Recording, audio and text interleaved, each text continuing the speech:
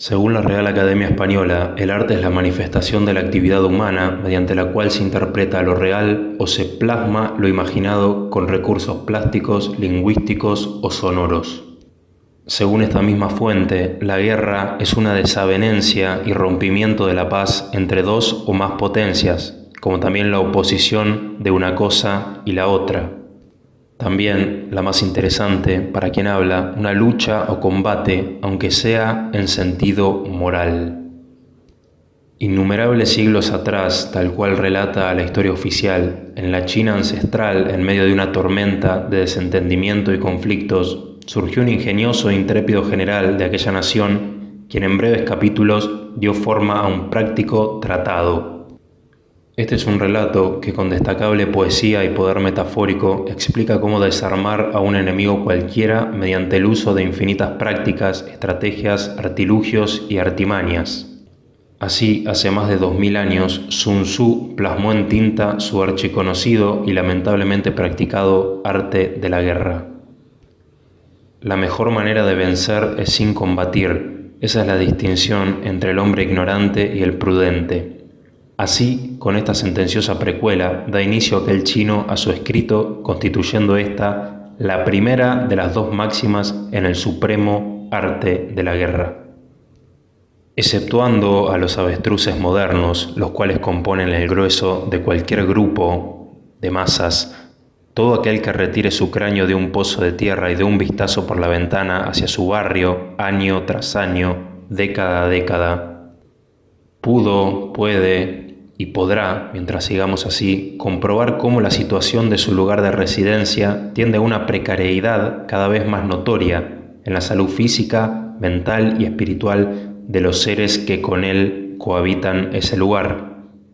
Los problemas van siempre en aumento: la tensión, las preocupaciones, la escasez, el malestar, la incertidumbre, la ignorancia, la desesperanza.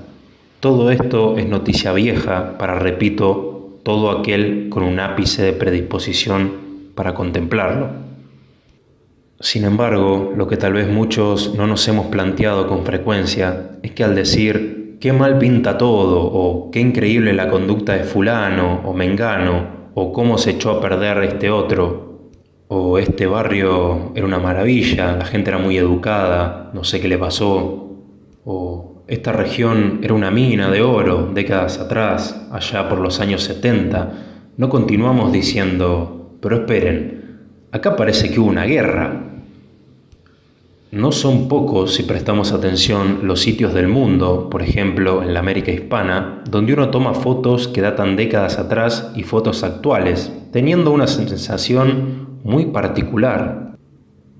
La sensación de que en aquellos lugares ocurrió una repentina y desastrosa calamidad, pero luego nos damos cuenta, y caemos en la noticia, de que allí nadie nunca jamás disparó una bala. ¿Por qué nadie disparó una bala y ese lugar nos presenta este paisaje? Porque la mejor manera de vencer es sin combatir. Esa es la distinción entre el hombre ignorante y el prudente. Recordemos que así comenzó su relato el general chino Sun Tzu hace más de 2000 años. Dijimos que aquella era la primera de las dos máximas guerreras, siendo la segunda, el supremo arte de la guerra, se basa nada más y nada menos que en el engaño permanente.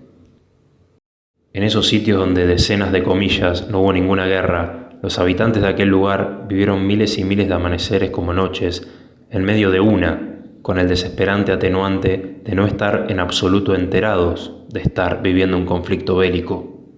Fueron derrotados sin luchar. ¿Y por qué no lucharon? Porque, como indica la segunda máxima, fueron completa y permanentemente engañados.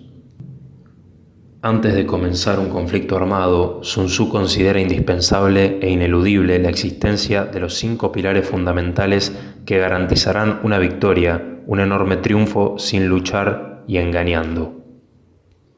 El número 1 es la doctrina. Una doctrina es un conjunto de ideas u opiniones religiosas, filosóficas, políticas, etc., sustentadas por una persona o grupo.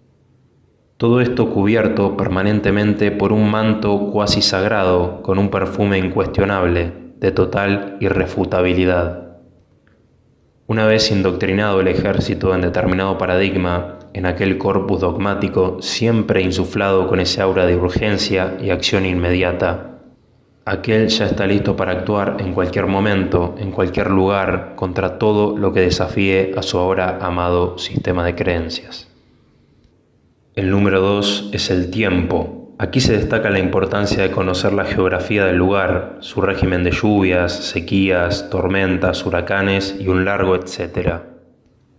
Extrapolemos la guerra a cara perro a las guerras modernas, las guerras sin luchar. Desde aquellos albores del año 2020, además de tomarle literalmente la temperatura a la gente, lanzo la pregunta al aire: ¿no les recuerda este elemento a otro utensilio de guerra?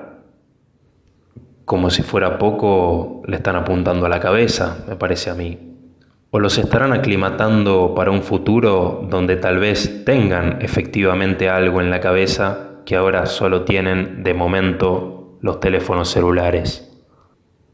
Decía, además de tomar literalmente la temperatura al rebaño sin conciencia de, por ejemplo, la radiación recibida en ese momento por su cuerpo y debido a esa acción, hoy podemos ver cómo los amos inspeccionaron el tiempo que hacía la temperatura de la masa.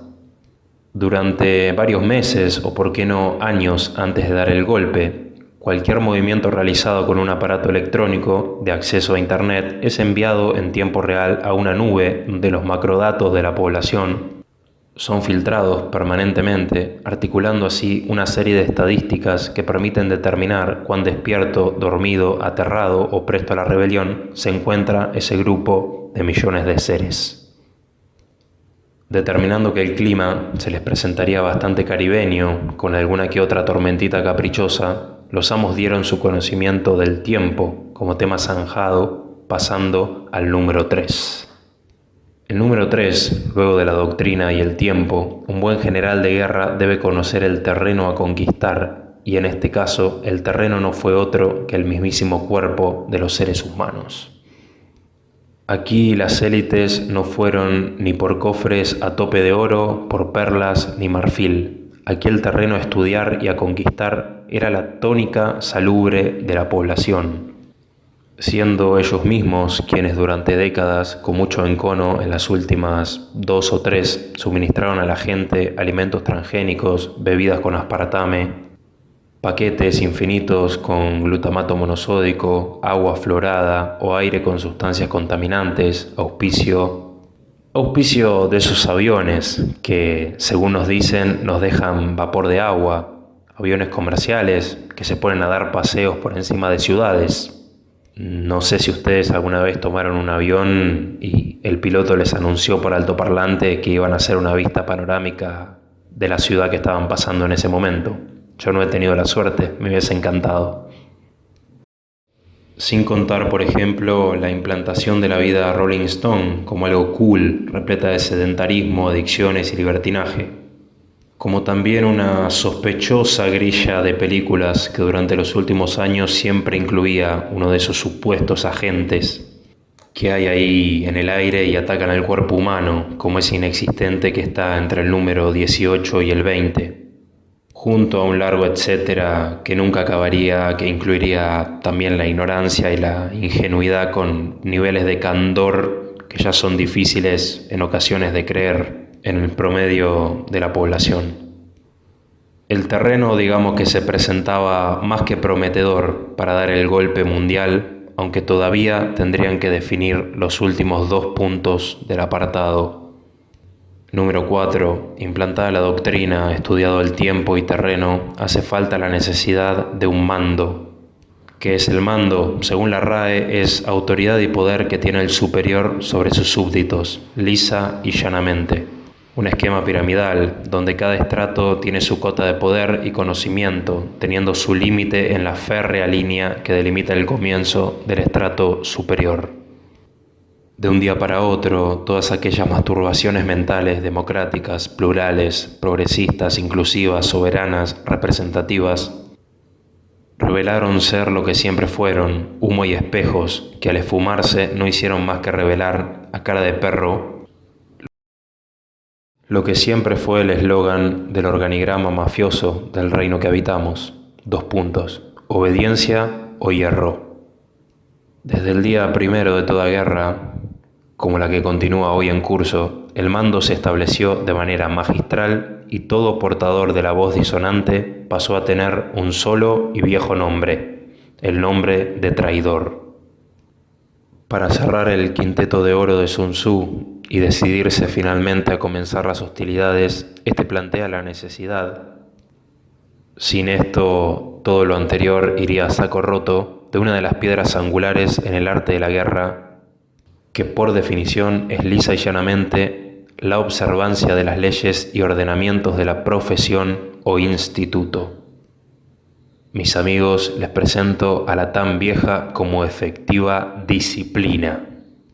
Nadie, asumo, o casi nadie, con 2 dedos en la frente, me incluyo, semanas antes del conflicto, imaginaba estar rodeado de personas que a la vista nos parecían completamente normales o incluso pensantes, verlos en cuestión de días o semanas transformados en completos autómatas conectados a una putrefacta y manipuladamente colmena a la cual obedecían todo el día sin rechistar ni ponerse a pensar por un segundo si lo que estaban haciendo tenía alguna lógica, moral u honor.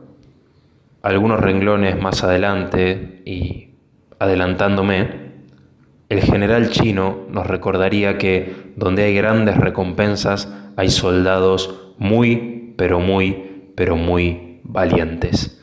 Vaya que lo vimos, muchos se jugaron sus títulos sin siquiera pestañear. Las 5 condiciones estaban dadas y la guerra daba comienzo el tercer mes del año 2020.